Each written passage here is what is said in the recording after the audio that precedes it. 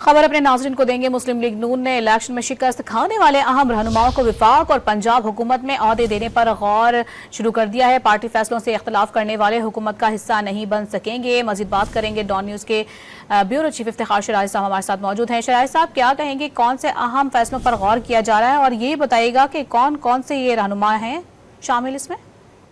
जी देखें, बुनियादी तौर पे जिस दिन से हुकूमत ने तहरीक इंसाफ पे पाबंदी लगाने से मुताल्लिक एक अनाउंसमेंट दी है, उसके बाद पार्टी के अंदर एक डिवाइडेड ओपिनियन, न सिर्फ यहाँ बल्कि पीपल्स पार्टी में भी एक डिवाइडेड ओपिनियन देखने को मिल रही है।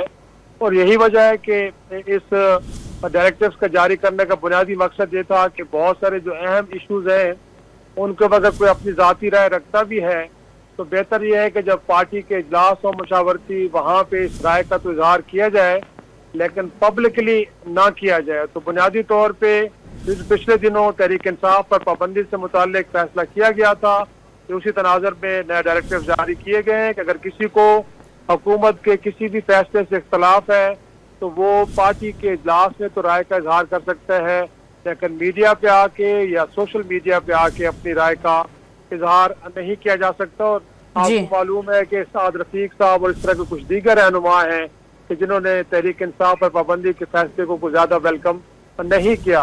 तो उस तनाजुर में एक डायरेक्टिव है और अब पाबंद किया गया है पार्टी रहनुमाओं को कि वो जो भी इख्तलाफी बात करें वो पार्टी फोरम पे करें, पब्लिकली हरगिज़ ना करें। जी, पार्टी फैसलों से इख्तलाफ करने वाले हुकूमत का हिस्सा नहीं बन सकेंगे। इसके अलावा भी दीगर उमूर पर गौर किया जा रहा है। मुस्लिम लीग नून के अंदर इस हवाले से इजलास मुनक्किद किए गए। इफ्तिखार शराजी अपडेट कर रहे थे, बहुत शुक्रिया आपका।